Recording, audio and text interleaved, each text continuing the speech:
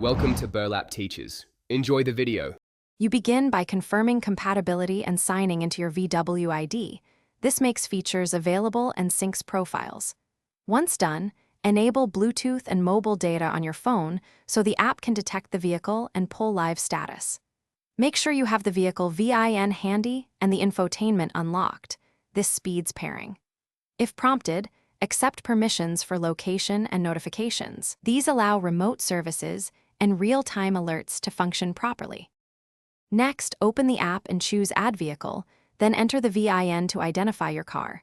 This links its profile to your VW ID. When the infotainment shows a pairing request, confirm the PIN on both devices and accept the connection. That enables remote functions. After pairing, configure services like remote lock, vehicle status, and notifications, and set units such as km or miles. Taking time here ensures the app reflects accurate vehicle data and avoids miscommunication between systems.